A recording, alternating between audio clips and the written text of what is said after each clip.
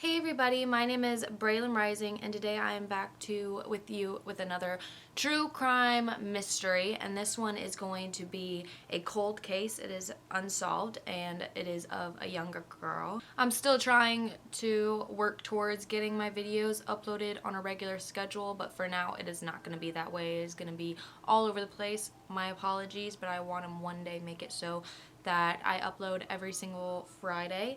I want to remind everyone that I do not mean any harm to the families or people that I am talking about in this video. I've got all this information and compiled it all to spread awareness in these cases.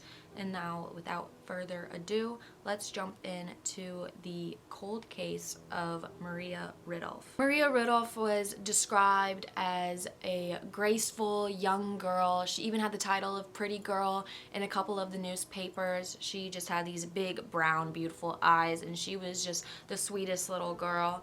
And on December 3rd, 1957 in Sycamore, Illinois, her and her friend Kathy were playing together and they were just having the best of fun. It just started snowing in December, so the first snowfall was coming and they were making paper snowflakes together, and both the girls had to go home to eat dinner, but after they had finished eating dinner they asked their parents if they could go hang out with each other again, which I remember doing that as a little kid. I just always wanted to be outside with my friends. So while her and her friend Kathy were playing, they decided to play a game that I'm guessing they played all the time, which was called Duck the Cars, and this is where they would just hide from headlights from oncoming cars. They would hide behind trees, cars, anything they could hide behind. It was just an innocent little game for themselves. And while they were playing this, a man who introduced himself as Johnny came up to them. The pair guessed that he was somewhere in his late 20s. Kathy said later that he was thin, had light colored hair, and had a very notable gap in between his two front teeth. He was also wearing a very bright, colorful sweater that's kind of hard to miss out, and that is all we know about Johnny's description. So they started talking together, and Johnny was asking them if either of them liked piggyback rides, and Kathy felt weird at this offer. She felt very uncomfortable, so she politely declined the offer. But Maria, on the other hand, really loved piggyback rides and she really wanted one. So Johnny let her get on his back and they went around having this piggyback ride, just running all around, and she was having the best of fun. And then Johnny asked them if either of them liked dolls, and Maria was like, I have the best doll to show you, but I need to go run home and get it. So Maria ran home real quick to grab her doll, leaving Kathy and Johnny alone. Maria returned with her doll, and shortly after, Kathy's hands were getting very cold and she wanted to run back to her house to get mittens. It had just started snowing. It was freezing. So she ran back to her house real quick, which wasn't far at all from where the pair were, to go get some mittens. And once she got her mittens and returned to Maria and their new friend Johnny, Maria and Johnny were nowhere to be found. Kathy had only been gone for a few minutes, so she did not know what happened to Maria. She didn't even think that the man had possibly even taken her. She thought maybe that Maria had just gone back to her house, maybe to just be in for the night. So she went over to Maria's house and was asking, where's Maria, to her parents. And the parents looked at her like, what do you mean, where's Maria? The last we saw her, she was with you. She was supposed to be playing with you. And once Kathy exclaimed that she was nowhere to be found, the parents grew very worried, and they actually sent out her older brother Charles to go and look for Maria. Charles did not find any sign of Maria, and immediately the family alerted authorities, and almost instantly the neighborhoods were flooded with local law enforcement looking for Maria. And actually the doll that she had brought to show Johnny was found in a neighborhood garage while it was being searched. Within 2 days, FBI even jumped in to help aid the search, and they speculated possibly that Maria had been taken across state lines, which was a felony. They just really didn't know what had happened to her. After interviewing family, police speculated that Maria and Kathy were playing by themselves somewhere between 6 and 6:30, and that Maria was taken somewhere between 6:45 and 7 p.m.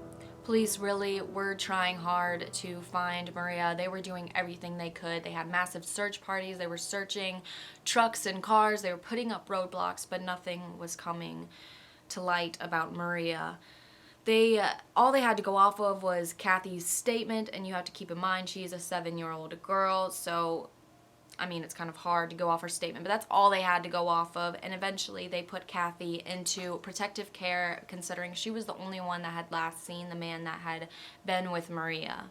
Eventually, police came together with a lineup that they wanted to show Kathy. And when Kathy was shown these lineup of people, she actually picked out a man named Thomas Vervard.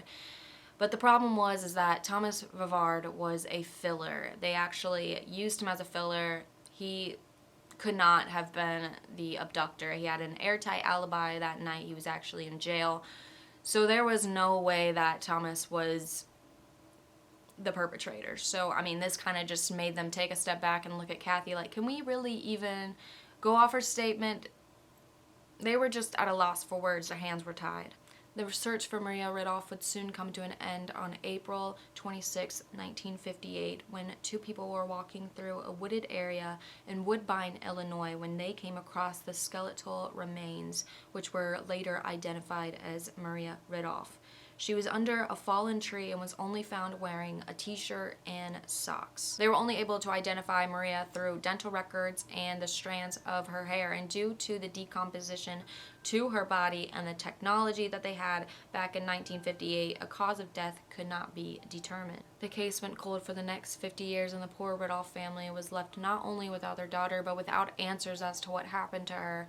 And time was growing, and they were also growing old, and they didn't know what happened to her daughter, and they wanted to be around to find out. In 1977, Sycamore Police Lou Intendant would rule the case closed because he claimed that a man named William Henry Redmond did it. William was from Nebraska, and he worked at a carnegie as a truck driver, and he seemed to fit the bill perfectly as the suspect. He was actually charged in 1958 for the 1951 murder of an 8-year-old girl, and was also suspected in the disappearance of another young girl named Beverly Potts. Although the charges of murder in 1951 were all dropped, while he was in jail, he would go on to brag to inmates about all the killings he had done, and one was eerily similar to Maria's story.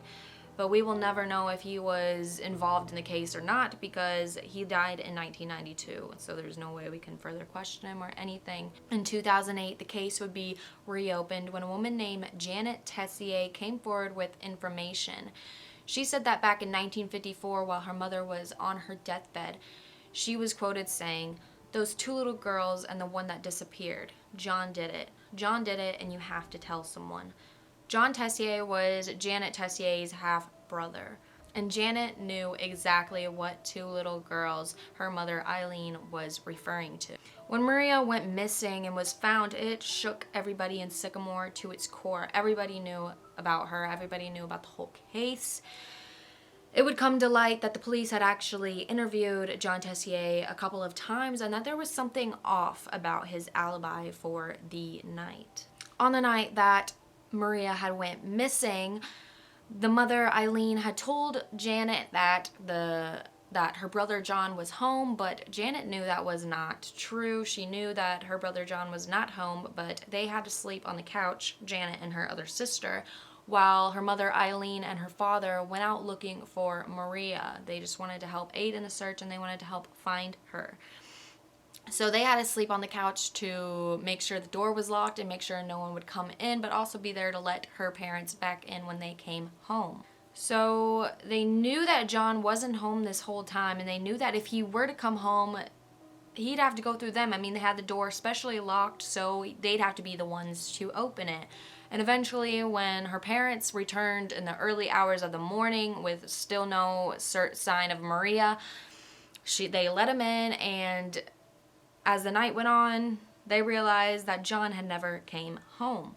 And this just made Janet think to herself as she got older and looked back on it, Why was her mother, Eileen, covering for her son? And why was she lying to Janet about her son's whereabouts? It just seems like this whole time Eileen knew something was up and she was trying to cover her son's tracks. And that's why before she died is probably why she was like, go ahead and incriminate my son. So now we're going to get into John Tessier's background because he is a prime suspect in this case. And he honestly is probably the most applicable to be the suspect. So we're going to tell a little bit about his backstory and everything just so you can get a better understanding. John Tessier was born on November 27th in 1939. John Tessier was not John Tessier's real name. His actual name was John Cherry. He was the son of Samuel and Eileen Cherry. And when he was born, they welcomed their new baby boy into the new world, and they actually lived in Belfast, Ireland. Sorry if I'm butchering that, but they lived in Belfast, Ireland at the time. John's birth father, Samuel Cherry, was a sergeant in the British Armed Forces and would later be tragically killed in World War II. John's mother, Eileen, was an airplane spotter for the UK Royal Air Force. During Eileen's time working in the Air Force, she met a man named Ralph Tessier, and eventually in 1934 the pair got married, and soon they left Europe to go move to the US in Sycamore, Illinois, where is ultimately where they settled. And at the time, John Tessier was 7 years old, and he was the eldest of 7 other children, or 6 other children, including him, I guess you could say. There was a lot of speculation on what kind of person John Tessier actually was. I don't think he had a lot of friends, so there really wasn't a lot of people to help describe him. But there was some reports of sexual assault between him and his sisters, that he was sexually assaulting his sisters, but there is no documented proof of this. This is just rumors that have gone around. His sisters, some of his sisters actually do say that it did happen, so it's really all we can go off of. But in high school, he was expelled from school for pushing a teacher and yelling at her, and then at the age of 18 he decided to join the US Air Force. This decision and prep for the Air Force for John coincided with Maria's disappearance on December 3rd, 1957. And as previously stated, Janet was giving a deathbed confession by her mother. So why would it take 14 years for the case to be reopened if Janet brought forth that information earlier? Now, I guess it was reported that Janet did come to the FBI and investigators with this information, but she was just given the rundown by the police. They just didn't want to look into it at the time. In 2008, Janet eventually got a hold of Illinois State email, and once she set in her report of, what her mother had said to her, the cold case unit decided to jump on it. Throughout the new investigations, the sisters and family would all be interviewed, and although one sister said that she was sexually assaulted and molested by John, other sisters would say other things, but there was another little report that came in about what happened with John one time that just was so eerie. It was just so similar to Maria, and it was that he was giving another little girl a piggyback ride, but when she wanted down, he refused to put her down, and he just wouldn't put her down, and eventually the father of this little girl saw this commotion going on and made him put her daughter down. This could be a mere coincidence, but it also could be an answer to something we're looking for. Now, police were working to get a no lineup for Kathy to go through again, just trying it again, and they actually took one of John Tessier's old yearbook photos and blew it up because they had all these yearbook photos of the lineup. Like, they used yearbook photos for the lineup, and they didn't have a yearbook photo of John, so they just decided to take a regular picture that looked similar to the others, and they blew it up to the same size as the others to just make it blend in naturally. And also, John was never a graduate from high school, so like I said, police just made this up, this yearbook photo and everything. But Kathy actually ended up picking John out. It was interesting to investigators because they had received this photo from a ex-girlfriend of John Tessier's, and this was the same girlfriend he had at the time of Maria Ridolph's disappearance. This former girlfriend not only provided the photo that the police used in their lineup, but also a old train ticket that was of John's, and it was a military train ticket that was set to go from Rockford to Chicago, and it was dated the same day as Maria's disappearance. For those unfamiliar, at least back then, When you were enlisted in the military, you were provided with the means of getting you to the recruitment center by giving you the train ticket. So they gave you the train ticket and, to get you to the recruitment center that you needed to go to. And a person on the train would come around and punch your ticket, ensuring that you did take your train ticket, so you couldn't just reuse it. You would get your hole punched. They still have things like that today with, like, Pizza Ranch and all that, your little cards. But this train ticket had not been punched, which was damning John's alibi for the night of Maria's disappearance, because this is what he used as his alibi. By July of 2011, authorities finally felt that they had enough information to be able to bring John, who was now Jack Daniel McCullough, in for further questioning. Now, when they brought him in, he seemed very weary of why he was even being brought in, and he even went on to say that how he wanted to share his own theories and suspects of who he think committed the crime, which is very odd. I mean, suspicious people just don't do that. You're there to let them know everything that you know, and then you get out. You don't sit there and, I don't know, what's the word? Be defensive. You don't be defensive. I mean, that's the number one thing cops look for, is if you're being too overly defensive or too overly explaining things, like stories, like little details. If you're putting too much details in, you're automatically just looking sus as fuck.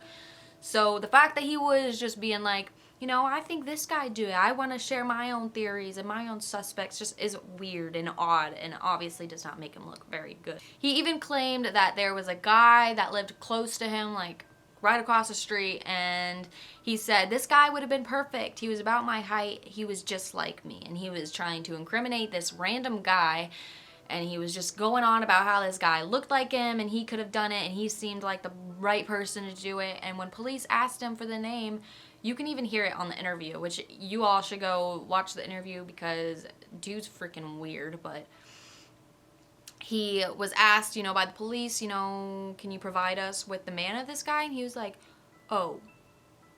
I can't remember. And then he was like, I provided the name to FBI, so they have it. And the cop was just like, yeah, all right, sir, you're fucking lying. Point blank period. Investigators did not believe John for a second. He was just being so weird, and just overly detailed and defensive once again. It seemed like he was trying to do anything to get the target off his back. Maria's body was exhumed to see if they could find any more DNA to possibly link her to John, but nothing was found. And there was actually, they did like another autopsy on her body, and they found this time that there was just notable stab marks on her neck. I'm just guessing last time when they looked at her body, they just didn't have the technology to figure out, or didn't have the right people to figure out how she died, but they speculate that possibly she was stabbed in the neck multiple times, because that's what it appeared to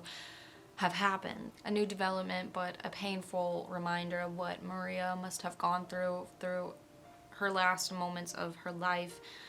And eventually John, aka again Jack Daniel, was sent to life for the murder and kidnapping of Maria Ridulph, and he was 73 years old at the time of this sentencing. With that, you think this would be a closed case, but wrong, obviously, by the title. John always claimed he was not guilty, maintained his innocence, and appealed every conviction. In 2016, John's conviction was vacated, and he was released out of jail on bond, and eventually he was dismissed without prejudice, which means if any new charges come up later down the line, he could be tried again, but he was, for now, a free man. But on April 27th, 2017, John was declared fully innocent from this case. He was declared to have nothing to do with Maria's disappearance, with her death, nothing. So it just sent it right back under the rug to a cold case where we are now today. So it's really making us think, was John wrongfully convicted? Was he actually the murderer? Did we just let some horrible person out again? I really don't know. I really would like to think that investigators couldn't be that dumb to let that happen, but you really just don't know. I really want to know your guys' thoughts on this case. What do you think happened to Maria Ridulph? Or at least who do you think killed her? Or do you think John did it? Personally, I lean more towards John, but that's because it's the only, real suspect that we have the most information on, that seems to be the most just weird. I just want to hear your guys' thoughts on this case, and I promise my next case will be a long one, probably a two-parter, because I already have an idea of what I'm gonna do. Anyways, I hope you guys enjoyed this video. Please leave a like and subscribe. Follow all my social links down below. And if I missed any information, please feel free to comment it nicely. Nice criticism. Nice, be kind. And without further ado, I will see you all in the next case.